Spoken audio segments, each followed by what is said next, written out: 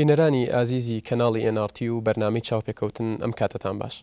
چاوپێکەوتنی ئەم هەفتەی NRT تایبەتە بە قسەکردن لە سەربارودۆخی ئێستای هەرێمی کوردستان و ئاسۆی ڕێککەوتنی نێوان لایەنەکانی ململانیە لەم هەرێمە. وەکو دەزانین دوای بڕیارەکانی سەرۆکی هەرێم و بەسەرکردنەوەی سەرکردەکانی ئۆپۆزیسیۆن لە ئێستادا گەشببینیەکی زیاتر بەدی دەکرێت لە نێوان لایەنەکاندا بۆ ئەوەی بگەن بە ڕێککەوتنێک و بگەن بە چارەسەرێک بۆ کێشەکان. لایەنێکی تری گفتوگۆی ئەمڕۆمان تایبەتە بە قسەکردن لەسەر ڕۆڵی یەکێتی نیشتیمانی کوردستان و پارتی دیموکراتی کوردستان لەسەر ئەو حزبانەی یاخود لە مامەڵەکردن لەگەڵ ئەو حزبانی کە پێیان دەوترێ حزبی بچووک و کاریگەریان لەسەر بچووکترکردنەوەیان. جابوونەوەکانی ناو حزبی زەحمەتکێشانی سەربەخۆی کوردستانیش بە نمونە وەردەگرین. بەوە مەبەستە و بۆ قسەکردن لەسەر بڵین تەوەرەکانی بەرنامەی چاوپێکەوتنی ئەمڕۆمان میوانداری کاک قادر عەزیزمان کردووە، سکرتێری حزبی زەحمەتکێشانی سەربەخۆی کوردستان. کاک قادرگیان بەخێر بێت. سپاس دەکەم. دەمەوێت لەو پرسیارەوە دەست پێ بکەم چۆن دەڕوانە بارودۆخی ئێستای هەرێمی کوردستان ببورن بە بەراورد بە چەند مانگی ڕابردوو هەستەکەی کە پێشکەوتنێک لە پرۆسەی سیاسی لەم هەرێمە بەدی بکرێت. خۆی ئێستا ماوەیەکە هێوربوونەوەیەک لە بارودۆخەکە هەیە، بە تایبەتی دوای خۆپیشاندانەکان و لێک نزیکبوونەوەیشی لە نێوان دەسەڵات و ئۆپۆزیسیۆن و بەگشتی هێزە سیاسەکان هەیە. ئەمە شتێکی باشە و جێگەی ئومێدە بۆ ئەوی بتوانرێت کێشەکان چارەسەر بکرێت، چونکە مەسەلەی ئەم کێشە و قەیرانانەی کە هەیە لە کوردستان، ئەم پرۆسەی چاکسازی کە دەسەڵات قسەی لەسەر دەکا، بەڕاستی ڕاستە بەرپرسیارەتی جێبەجێکردنی ئەنجامدانی ئەرچی ئەم دەسەڵاتە خۆیەتی، بەڵام ئەمە بەبێ هاوکاری ئۆپۆزیسیۆن و هێزە سیاسیەکان و خەرکی کوردستان نابی. دەبێت کەشەکی بۆ ئامادە بکرێ، ینی بارودۆخەکە بەڕاستی زەمینەی بۆ ساز بکرێ، تەباییەک هەبی، هاوکاریەک هەبی بۆ ئەوی ئەم دەسەڵاتە بتوانێت ئەم بەرنامەی چاکسازی کە بەڵێنی داوە بە خەرکی کوردستان جێبەجێ بکە. ئەم نزیکبوونەوەی ئێستا زۆر بەڕاستی ئیجابیە و دڵخۆشکەرە بە مەرجێک بۆ ئەنجام بۆ هاوکاری دەسەڵات بی لە جێبەجێکردنی پرۆسە چاکسازیەکە، نەک لە حسابی پشتگوێخستنی ئەم پرۆسەی چاکسازی کە لە کوردستان خەڵک بە ئومێدەوە سەیریەکە، یان ئەم لێک نزیکبوونەوە نەچێتە چوارچێوەی ئیساباتی حزبی و ئینتیخابی. دەبێ هەوڵ بدرێ بەڕاستی ئۆپۆزیسیۆن هاوکاری دەسەڵات بکە و ئاماژەم پێکرد بۆی دەسەڵات بتوانێت ئەم چاکسازی کە قسەی لەسەر دەکایە، بەڵێنی داوە یا بەرنامەی بۆ داڕشتووە یا هەنگاوی بۆ ناوە، بتوانی ئەم پرۆسەیە ئەنجام بدات. تو ئەوەیە ینی مەسەلەکە و بڵین دانیشتن و گفتوگەکانی نێوان ئۆپۆزیسیۆن و دەسەڵات و بەگشتی لایەنە سیاسیەکان لە کۆتاییدا بۆ خزمەتی میلەت بێت، نەک بۆ بەڵێ بە دڵنیاییەوە ئەگەر هەر مەسەلە لە سابی داوە داخوازی خەرک بی، ئەمە بە زیانی بارودۆخەکە دەگەڕێتەوە. ئەگەر لە سابیەوە بیکە پرۆسە چاکسازیەکە پشتگوێ بخرێ یان چاوپۆشی لێ بکرێ، ئەمە خزمەت بە خەڵکەکە و بە پرۆسە سیاسیەکە ناکە. دەبێت بۆ ئەنجامدانی یان بۆ پەلەکردن یان بۆ هاوکاریکردنی دەسەڵات بی لە ئەنجامدانی پرۆسەی چاکسازی لە هەرێمی کوردستان، چونکە وەکو گوتم ئەمە بەبێ هاوکاری ئەو لایەنانە ئەم هەنگاوانە ئەنجام نادرێن. بەڵێ کا قادر هەر لە سەرەتای خۆپیشاندانەکانی حەڤدەی شوباتەوە و تا دەستپێکردنی بڵێن دانیشتنەکان و کۆبوونەوەکانی پێنجقۆڵی و دوای ئەوە بینیمان کە لەلایەن ئۆپۆزیسیۆنەوە ئەم کۆبوونەوە پێنجقۆڵیانە بڵێن هەڵپەسێدران و بایکۆتیان کرد، زمانێکی زبر و ڕق لە گوتاری لایەنەکانی ململانیە، مەبەستم سێ لایەنە ئۆپۆزیسیۆنەکە و دوو پارتە فەرمانڕەواکەی هەرێمی کوردستان بەدی دەکرا. بە بڕوای تۆ بڵین یەکێتی نیشتیمانی کوردستان و پارتی دیموکراتی کوردستان و سێ لایەنە ئۆپۆزیسیۆنەکە تا چەند ژیرانە و بابەتیانە مامەڵەیان لەگەڵ کێشەکان و قەیرانەکانی ئەم دوایی هەرێمی کوردستان کردو؟ بەڵێ خۆی سەرەتا توندوتیژێکە بوو لە هەڵوێستەکان لە ینی هەتا لەو پرۆژانەی کە پێشکەش کران لە پەیوەندی نێوان لایەنەکانی ئۆپۆزیسیۆن و دەسەڵات، بەڵام دیارە خۆشبەختانە ماوەیە کە ئەم توندوتیژە نەماوە، ئەم زبریە نەماوە لە ڕاگەیاندن و لە هەڵوێستی سیاسی و لە پەیوەندیەکان. ئێستا زۆرێک لێک تێگەیشتن لە نێوان دەسەڵات و ئۆپۆزیسیۆن و لایەنە سیاسیەکان دروست بووە و ئەمەی ڕابردوو تا ڕادەیەکی زۆر ینی ئەزمونێک بوو ینی هەموو لایەک پێم وایە دەبێت ئیسیفادەی لێ بکەیان ئیسیفادەی لێکردبی کە کێشەکان بەم توندوتیژیە یان بەم ئالۆزکردنی بارودۆخەکە چارەسەر ناکرێت چکە بەڕاستی کێشەکان دەبێت لە پێشدا بە دیالۆگ چارەسەر بکرێت بە دانیشتن و بە لێک تێگەیشتن بی ئەمەش کەشێکی دۆستانە و ئارام و هێورکردنەوەی دەوێت ینی پەیوەندێکی باشی دەوێت پەیوەندێکی دۆستانەی دەوێت لە نێوان ئەو لایەنانە ئەگەر وانەبی پەیوەندێکە ئەو کاتە ئەم کێشانە بواری دیالۆگ و بواری بەردەوامبوونی کێشەکان لە ڕێگەی دیالۆگ نامێنێتەوە بۆی ئەوەی ئێستا هەیە زۆر هەنگاوی باشی بڕیوە جێگەی ئومێدە بەڵامەکو ئاماژە پێکرد بە مەرجێک ئەمە هەڕێکەوتنی لایەنە سیاسیەکان نەبی پێکهاتنەوەی لایەنە سیاسیەکان ئەمە بۆ ئەوە بی بە تایبەتی بۆ ئۆپۆزیسیۆن بۆ ئەوە بی کە بەرنامەی چاکسازیەکەی خۆی بتوانی جێبەجێ بکە یان هاوکاری دەسەڵات بکە یان لەگە دەسەڵات ڕێک بکەوی بۆ ئەوەی ئەم بەرنامەی چاکسازی کە هەموو لایەک داوای دەکەن ئەم بەرنامە جێبەجێ بکرێت ئەمە داوا داخوازی خەڵکە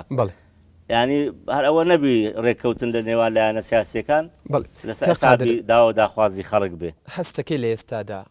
سەرجەم لایەنەکانی ململانێ گەشتونەتەوە قەناعەتەی کە تەنها لە ڕێگی دیالۆگەوە کێشەکان چارەسەر دەکرێت و ڕێگای دووهەم نییە من پێم وایە ئێستا ئەوەی ئێستا دەیبینین ئەوەیە کە هەموو لایەک گەشتوەتە ئەو باوەڕەی کە بە تونند و تیژی بە ئالۆزکردنی بارودۆخەکە کێشەکان چارەسەر نابن بە پێچەوانەوە ئالۆزترە بن و کەسیش قازانجی لێ ناکە لە ئالۆزکردنی بارودۆخەکە بۆی ئەگە بیانەوێ یان هەموو لایەک بمانەوێ کێشەکان چارەسەر بکەین بەرێت دەبی سەرەتا بەڕاستی ئارامیەک یان هێوربوونەوەک لە بارودۆخەکە دروستبی و لێک تێگەشتنێک لە نێوان لایەنە سیاسیەکان دروستبی و تەنانەت متمانەیەک لە نێوان لایەنە سیاسیەکان داهاوی بۆی بەیەکەوە هاوکاری بکەن و گوتم ئەو کێشە و قەیرانانەی کە ئەمڕۆ لە کوردستان هەیە بەڕاستی چارەسەر بکرێن چونکە مەترسی هەر لە بوونی ئەم کێشە و قەیرانانە نییە مەترسی لە درێژە کێشانی ئەم کێشە و قەیرانانە هەیە بە تایبەتی کە ئێمە لە دەرەوەی هەرێمیش ڕوبەڕووی کێشە و قەیرانی گەورەتر بووینەتەوە. بەڵێ کا قادر پێم خۆشە ڕای تۆ لەسەر مەسەلەیەک بزانم زۆر جار سێلایەنەکەی ئۆپۆزیسیۆن تۆمەتبار دەکران بەوەی کە شەڕی پۆست و پلە و پارە دەکەن تۆ ڕاچیە لەم بارەیەوە بەخوا شەڕی پۆست و پلە خۆی هەیە ینی ململانەی هێزی سیاسی ینی هەتا ئۆپۆزیسیۆن بێگومان هیچ حزبێکی سیاسی نییە بۆ دەسەڵات و بۆ ئەماچەند ئەمە دەبێت بە ڕێگایکی شەرعی و دیموکراسی بی بەڵام ئەوە جۆرێک لە تاوان باریکردنی یەکتر بوو ینی جۆرێک لە حملەی ئەعلامی بوو لەسەر ئۆپۆزیسیۆن مەسەلەن ئۆپۆزیسیۆن کۆمەڵێ داوا داخوازی هەبوو کە داوا داخوازی خەڵک بوو سەرەتا بەڵام دەسەڵات هەر ئەوەی زەق دەکردەوە کە ئەوان داوای بوجە دەکەن بۆ خۆیانە مەبەستیان بۆ خۆیانە و هەتا دەیانویست لە جێرانەوەی بوجەکە ژوانی شاندن کە ئەوە بوجەمان بۆ گەڕانەوە و بێدەنگ بوون ئەمە زیاتر بەڕاستی بۆ ئەوەی بوو کە لە ڕووی ڕای گشتی ینی ئۆپۆزیسیۆن بەوە تاوانبار بکەن کە زیاتر داوا داخوازی خۆی هەیە نەک نوێنەری ملەت و خەرکی کوردستان و داخوازیەکانی خەرکی کوردستان لە کاتێکەوە نەبوو ینی حتا مەسەلەی بوجە مافی خۆیەتی ینی هیچ کەس خێری پێ ناکە و کە بە عەکسەوە کە بوجەی بڕاوە دەبێ ئێمە بپرسین بە چه حەقێک بە چی یاسایەک ئەم بوجە دەبڕێ نەکە بۆی گەڕاوەتەوە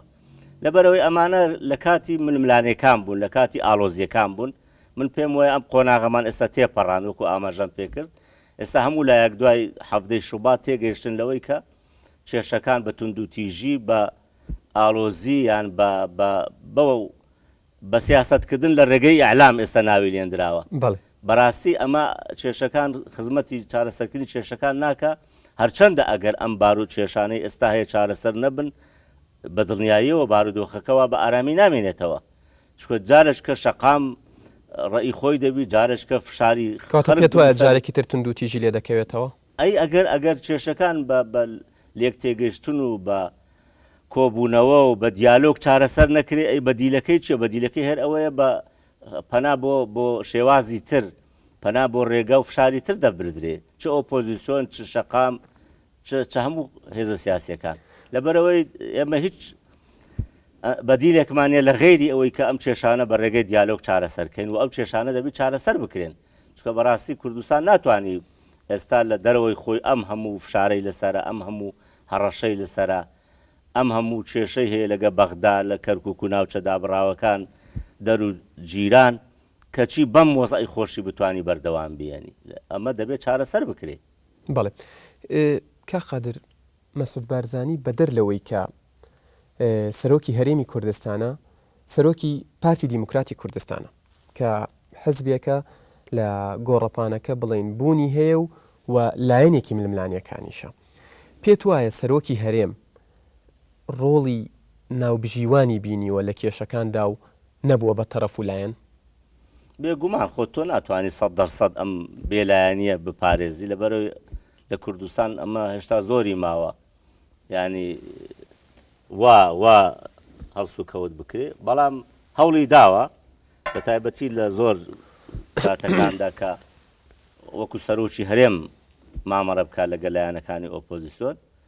و تا ڕادەیەکی ئێستا ئۆپۆزیسیۆن لەو ڕازین هەستەکەی سەرکەوتوو بۆ لە هەوڵەکان لەو ڕازین بەڵێ بە دڵنیاییەوە بەڵام ئەمە دەمێنێتەوەی چەند ئەم بەڵێنانە چەند ئەم گفتو بەڵێنانەی کە ئێستا بە ئۆپۆزیسیۆن دراوە یان بە خەڵکی کوردستانداوە چەندی جێبەجێ دەکرێت و ئەگەر جێبەجێ نەکرێت کێشەکە وەکو خۆیان دروست دەبنەوە ئالۆزیەکان وەکو خۆیان دەست پێ دەکەنەوە فشارەکان جارشکە دەست پێ دەکەنەوە لەبەرەوەی تاکە چارەسەر ئەوەیە کە ئەم کێشانە پەلە بکرێ ئەم پرۆسەی چاکسازی لە کوردستان بەڵام بەڕاستی پرۆسەیەکی جددی ینی چاکسازیەکی ڕیشەیی جێ ئەنجام بدرێ نەک زیاتر هەر هەنگاوی سەرەتایی یا هەنگاوی لاوەچی کە ئەمە زیاتر وەکو ئەوە چاکسازیەکی جددی نابی لە کوردستان و خەرک بەم چاکسازی ڕازی نابی لەبەرەوەی دەبێ هەوڵ بدرێ ئەم لێک تێگەشتنی ئێستا هەیە و سەرۆکی هەرێمیش بەڕاستی کە بڕیاری سیاسی لە کوردستان لەدەست سەرۆکی هەرێمە بۆ پێی کە باڵاترین دەستگای ینی سیاسی و تەنفیزیە لە کوردستان لەبەرەوەی دەتوانێت ڕۆڵێکی زۆر گرنگتر ببینی لەوەی کە بینیوێتی لەوەی کە کێشەکان چارەسەر بۆ ئەو کێشانە چارەسەر بکرێن پێش هەموو کەس لە قازانجی ئەو دەسەڵاتە خۆیەتی چکە بەڕاستی هیچ دەسەڵاتێک بەبوونی کێشە و قەیران ناتوانانی بەردەوام بی ئەمە جگە لەوەی لە قازانجی هەموو لایەکمانە و لە قازانجی پرۆسە سیاسەکەی کوردستانە و لە قازانجی ملەتە و لە قازانجی ئەوەیە کە ئێمە بتوانین لە مووقعێکی بەهێزتر بەڕاستی ڕوبەڕوو کێشە دەرەچەکانی خۆمان بینەوە مەسەن لە بەرامبەر بەغدا لە بەرامبەر کەرکوک و ناوچە دابڕاوەکان لە بەرامبەر فشاری وڵاتانی ئیقلیمی لە ناوچەکە چکە بەڕاستیەکێ لە لاوازیەکانی ئێستا لە هەرێمی کوردستان ئەوەی کە پێگەی هەرێمی کوردستانی لاواز کردووە لە بەرامبەر بەغدا و لە بەرامبەر دەوروبەر ئەم کێشە و قەیرانانەی ناوە خۆیە ئەم ناتەبایی و ناکۆچی و ئالۆزەی کە لە کوردستانە هەیە ئەگەر بێت و ئێمە بتوانین ماڵی کورد ڕێک بخەینەوە و ئێمە بتوانین کێشەکانی خۆمان چارەسەر بکەین و خۆمان باش کۆککەینەوە ینی فاکتەری ذاتی خۆمان بەهێزکەینەوە ئەمە بەدڵنیاییەوە باشتر دەپڕژێنە سەر ئەوەی کە ئێمە و خەرکی زیاتر ئێستا بۆ هەرێمی کوردستانەکە. بەڵێ کا قادر پێت وایە بە قسەکردن لەسەر پرۆسەی چاکسازی پێت وایە ڕاگەیاندنی پرۆسەی چاکسازی و دەرکردنی 4 بڕیار لەلایەن سەرۆکی هەرێمەوە کاریگەری هەبووە کاریگەری ئەرێنی هەبووە لەسەر تواندنەوە یاخود شکاندنی ئەو بەستەڵەکەی لە نێوان ئۆپۆزیسیۆن و لایەنەکانی فەرمانڕەوا لە ماوەی ڕابردوودا دروست بوو؟ بەڵێ بێگومان ئەم دەست پێشخەریە بارودۆخەکەی ئاڵۆز کردەوە ئومێدەچی داوە بە ئۆپۆزیسیۆن کە هەنگاو هەیەیان هەنگاو دەبێ بۆ چاکسازی بەڵامەکو گوترا دیسان ئەم 4 خاڵە تا ئێستا جێبەجێ نەکراون تا ئێستا جێبەجێ نەکراون تۆ تەسەور کە لەبەرەوەی لە کوردستان یاسا سەروەر نییە مەسەن دادگا بڕیارێ دەرەکا بۆ ئەوانەی کە تەقەیان کردووە لێ پێچانەوەیان لەگە بکرێت داوا بکرێن باشە ئەمە یاسایە سەرۆکی هەرێم بڕیار دەرەکا بۆ جێبەجێکردنی ئەو یاسایی کە لە دادگا بڕیاری دادگا سەرۆکی حکوومەت بڕیار دەرەکا بۆ جێبەجێکردنی بڕیاری سەرۆکی هەرێم ئەمە نیشانەی چیە؟ ئەمە نیشانەوەی تا ئێستا لە کوردستان یەکەم یاسا سەروەر نییە 2 یاساکان لە خوارەوە جێبەجێ ناکرێت 3 ئیرادەیەکی جددی نییە بۆ جێبەجێکردنی یاسا لە کوردستان چکە من پێم وایە ئەگەر ئیرادەیەکی جددی هەبی ئەم هەموو دەستی دەستەی پێ ناکرێت لە کوردستان ئەم 2 حزبا ئەگەر بیانەوێت شتێ بکەن بە ئاسانی دەتوانن بیکەن چێ کەس ڕێگر نییە لە بەرامبەریان بەڵام تا ئێستا قەنەعەتێک لەوانەیە دروست نەبووبی بۆ ئەوەی کە لێپێچانەوە لەو کەسانە بکرێن کە تاوانبار کراونیان تاوانیان دراوەتە پارکە تەقەیان لە خۆپیشاندەر کردووە خەرچی ناو خۆپیشاندەریان شەهید کردووە لەبەرەوەی دەبێت ئەمە تێپەڕێنرێ بەڕاستی پرۆسەی چاکسازی لە کوردستان تەنیا ئەو چوار بڕیارە نییە ڕاستە ئەمە دەرگایەکی کردەوە ئەمە تا ڕادەیەک ئومێدێکی دروست کردیان زۆرە لە متمانەیە کە ئەم لێک نزیکەی ئەو دوایە لە ئەنجامی ئەوەوە هات ئەگەر چی هەندێکی جێبەجێژ نەکراون ئەم بڕیارانە بەڵام دیسان پرۆسەی چاکسازی پرۆسەیەکی گشتگیرە پرۆسەیەکە کە بەڕاستی تا ئێستا هەنگاوی جدی بۆ ناوێشتراوە جارێ لە پێشا دەبێ ئەم پرۆسەیە لە سیستەمە سیاسیەکە دەست پێ بکە لە سیستەمی حکومڕانی چونکە هەموو ئەو کێشە و قەیرانانەی کە لە 20 ساڵی ڕابردوو لە کوردستان دروست بووە لە ئەنجامی ئەم شێوازی حکومڕانیە دروست بووە کە حزب لە سەروی یاسا و لە سەروی حکوومەت و پەرلەمان حکومڕانی دەکات ئەمە ئەو کێشە و قەیرانەی دروست کردووە ئەی کە داوا دەکرێت کوردستان بە موئەسەساتی بکرێ یعنی حکوومەت بی پەرلەمان بی حزبیش حزباتی خۆی بکە و دەستێوەردان نەکا و بڕیاری حزب لە سەروی یاسا و لە سەروی حکوومەت و پەرلەمان نەبێ بۆیە کوردستانی وەکو وڵاتانی دنیای دیموکراسی حکومڕانیەشی خۆی بکە لە چوارچێوەی یاسا و دامەزراوە یاساییەکانەوە نەک حزب حکومڕانی بکە لە جیاتی حکوومەت و پەرلەمان وەکو لە قسەکانیشدا ئاماژەت پێدا دەرکردنی بڕیار لەلایەن سەرۆکی هەرێمەوە بۆ جێبەجێکردنی چەند بڕیارێکی ترکە پێشتر دادگا بڵێن یەکلای کردوێتەوە بڕیاری لێداوە چیمان پێڵێت ئەمە نەبوونی سەروەری یاسایە چکە ئەگەر لە کوردستان یاسا سەروەری یاسا هەبی یان یاسا جێبەجێ بکرێ ئەوە بڕیاری دادگا بڕیارێکی یاساییە کەس ناتوانێت ڕێگری لێ بکە کاتێ سەرۆکی هەرێم دێ بڕیار دەرەکا بۆ جێبەجێکردنی بڕیاری دادگا هەمەمانەیەوەیە کە لە کوردستان یاسا جێبەجێ ناکرێت کەواتە کە یاسا لە کوردستاندا سەروەر نییە و لە کوردستاندا یاسا جێبەجێ ناکرێت هاوڵاتیان چی هیوایەکیان بە چاکسازی بەڵێ ئەمە یەکێ لە کێشەکانە بەڕاستی یەکێ لە مەترسیەکانی ئەم هەرێمەی ئێمە ئەم حکومڕانەی ئێمە بەڕاستی نەبوونی سەروەری یاسایە یعنی یاسا جێبەجێ ناکرێت ئەمە لە وڵاتێک کە یاسا نەبوو یان یاسا جێبەجێ نەکرا یان لەسەر هەموو لایەک وەکو یەک یاسا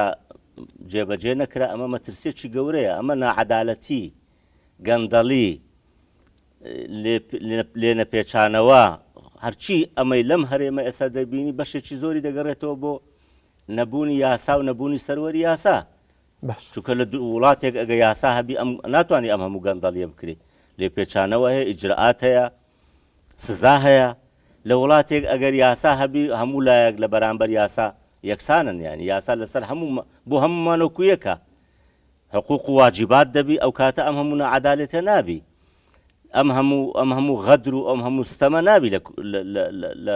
لە حکومڕانی لەبەرەوەی یەکێ لە کێشەکانی ئێمە نەبوونی سەروەری یاسایەکی جدی لە کوردستان کە لەسەر هەمووان جێبەجێ بکرێ و هەمومان لە بەرامبەریدا یەکسان بین و هەمومان بتوانین پەنای بۆ ببین و بتوانین لە ڕێگای ئەو یاسایەوە دیفاع لە مافەکانی خۆمان بکەین چکۆ ئێستا تۆ مەسەلە ئێستا نمونەی حزبەکانت هێناوە حزبەکان هەرچیان لە بەرامبەر دەکرێت بەڵام خۆ یاسایەک نیە بتوانن بچن لە ڕێی ئەم یاسایە داکۆچی لە مافەکانی دێمە سەرباسی لە بەرامبەر ئەو دەسەڵات ناتوانیت تۆ هیچ بکەیانی بەڵێ کا قادر بڵیت دەسەڵاتدارانی ئەم هەرێمە هەستیان بەو مەترسیە نەکردبێت یاخود هەستیان پێکردو خۆیانی لێدزنەوە نابێگومان هەست دەکەن بەڵام لەوانەیە ئاسان نەبی چاکسازیەکە لەوانەیە ئەو ئامادەیان تێدا نەبی ئێستا یان بە شێوەیەکە کە وەگوتی لە دەست دەرچووە ئەگەنا خۆیان ئێستا وەزئی ناوچەکە دەبینن خۆیان دەبین ئەم گۆڕانکاری کە ئێستا لە ناوچەکە هەیە چییە یعنی ئەمەی کە خەرک هاتۆتە سەر جادە و خەرک شۆڕشەکە و خەرک ڕاپەڕینەکە و خەرک ڕێپێوان و خۆپشاندانەکە لە ئەنجامی ئەوەیە کە لە وڵاتانە مەسەلەن گەندەڵی هەیە لە وڵاتانە مەسەلەن نەعەدالەتی هەیە لە وڵاتانە مەسەلەن پێشێلکاری یاسا هەیە لە وڵاتانە مەسەلەن تەزویری ئینتیخابات هەیە خۆ ئەمە لە کوردستانی ئێمەش بەشێک لەم شتانە هەیە بەڵام بەرپرسانی هەرێم ئەوەی لەوێ ڕووەدا لە وڵاتانە لە تونس و میسر ڕوونادات. بۆ دەبی تۆ بۆ نەزانی ئەگەر لە کوردستانی ئێمەش گەندەڵی هەبوو، نەعەدالەتی هەبوو، خزمەتگوزاری خراپ بوو، یان لە ئاستی پێویست نەبوو، یا مەسەن یاسا سەروەر نەبوو، یا مەسەلەن کۆمەڵێ شت هەیە بۆ تۆ دەبێ نەزانی. ئەمە بۆ کوردستانیش دەبێ بزانی خەرق قبوڵی نییە، خەرق ڕازی نییە، یعنی خەرق چیتر ڕازی نییە بە لەم سەردەمە بە تایبەتی ئەم گۆڕانکاری کە ئێستا لە ناوچەکە هەیە لە کوردستان ئەم شێوازی حکومڕانی بەردەوام بی. حکومڕانێکی دەوێت لە چوارچێوەی یاسا، حکومڕانێکی دەوێت بە شێوەیەکی دیموکراسی مامەرە بکە، حکومڕانێکی دەوێت ڕێگە لە گەندەڵی بگری، حکومڕانێکی دەوێت دادپەروەرێکی کۆمەڵایەتی بۆ دابین بکە، حکومڕانێکی دەوێت بەپێی ئەم داهاتە زۆرەی کە لە کوردستان هەیە ئەم هەموو ملیارە خزمەتگوزاری خەرق لە ئاستی پێویست بی، یعنی خەرچی انتیخاباتەکی دەوێت بێتە زویر بی. یعنی زۆر شتەیە کە ئێستا خەرچی کوردستان وەکو خەرچین گەلانی ناوچەکە داوای دەکا، بەڵام تا ئێستا خۆشبەختانە لە کوردستانەوەی خەرق داوای چاکسازی دەکا لە چوارچەوەی ئەم دەسەڵاتە. بەڵام کاتی ئەم دەسەڵاتە ئەم چاکسازیە هیوایەکیان بەم دەسەڵاتە ماوە، بەڵام ئومێدەکەش زۆر نییە، چکە بەڕاستی ئەمە زۆری شێش زۆری خایەن، یعنی ساڵانەکی زۆرە لە هەڵبژاردنەکان لە بەرنامەی هەڵبژاردن، دواتر حکوومەت پەرلەمان حزب بەڕاستی دەسەڵات بەڵێنەدا بۆ چاکسازی، بەڵام تا ئێستا هەنگاوێکی جددی نەچۆتە پێش چاکسازی. مەسەن پرۆسە سیاسیەکە چی دەوێت؟ من زۆر جار گوتومە 150 هەنگاوی چاکسازی هیچی ناوێ، ئیعلانی کۆمەڵێ مەبادیە، یعنی دەستور چی دەوێت؟ ئەو یاسانەی کە دەرچوون کە خەرق لێی ناڕازیە، یعنی ئەو یاسایانن کە پەیوەندیان بە چارەنووسی خەرچی کوردستانەوەیە، پەیوەندیان بە پرۆسە سیاسیەکەوەیە، پەیوەندیان بە مافی مرۆڤەوەیە، ئەم یاسایە تۆ بیهینیەوە بە تەوافق دەری بکەی، ئەمە چی زەحمەتە؟ یعنی کۆمەڵی هەنگاو هەیە، مەسەن دروستکردنی کۆمیسیۆنی سەربەخۆی هەڵبژاردن بە تەوافق چ زەحمەتی تایە؟ مەسەن بوونی کۆمیسیۆنی نەزاهە لە کوردستان کە ئەمە هەر ساڵە لە بەغا هەیە، تۆ لە کوردستان دروستی ناکەی، ئەمە بڕیارێک دەکرێت، ینی زەحمەت نییە. ئەمانە هیچ وەقتی زۆریشی ناوێ، ینی مەسەن تۆ چۆن دەتوانی مەسەن خەرق کاتێ کە بێ ئومێد دەبی یان متمانەی کەم دەبی، مەسەن لە کوردستان تۆ چۆن دەتوانی دژایەتی گەندەڵی بکەی یان گەندەڵی نەهێلی ئەگەر تۆ کۆمیسیۆنێکی نەزاهەت نەبی لە کوردستان؟ یعنی گەندەڵی یەکێکە لەو بوارانەی کە دەبێت چاکسازی تێدا بکرێت، بەتەنیا ئەرچی کەسێک یا ئەرچی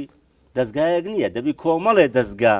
بەشداری بکەن بۆ نەهێشتنی گەندەڵی لەم هەرێمە. بەڵێ کا قادر، هەموو ئەم قسانەی تۆ کردت لەسەر چاکسازی خۆی لە خۆیدا کۆمەڵێک قوربانی و دەستبەرداربوونی کۆمەڵێک بەرژەوەندی دەوێت بڵێن لەلایەن هەردوو پارتە فەرمانڕەواکەوە. هەر بۆیە ئێستا ڕایەکەیە پێی وایە کە بڕیارەکانی سەرۆکی هەرێم و پرۆسەی چاکسازی کە سەرۆکی هەرێم ڕایگەیاندووە تەنها بۆ کاتکوشتنە و دەستیکردنە بە ئۆپۆزیسیۆن و مەحاڵە لەسەر ئەرزی واقع جێبەجێ بکرێن.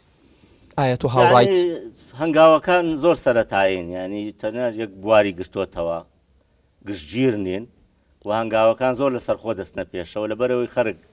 ئەم تێبینی لا دروست بووە کە پێی وایە ئەم چاکسازیە جدیە نییە، ئەم چاکسازیە ڕیشەیە نییە کە خەرچی کوردستان داوای دەکە یان قوربانی بۆ داوە، یا ئۆپۆزیسیۆن داوای دەکا، یان لایەنە سیاسەکان داوای دەکەن. یعنی ئەم تێبینی لەسەر ئەوە هاتووە، ئەم تێبینەش ڕەوایە کە لای خەرچی کوردستان دروست بی، وەکو گوتم 150 چاکسازی ئەم هەموو کاتەی ناوێ، ئەوانی تریش ئەو هەموو کاتەی ناوێ، ینی دەکرێت پەلە بکرێت، کاتێ پەلە ناکرێت.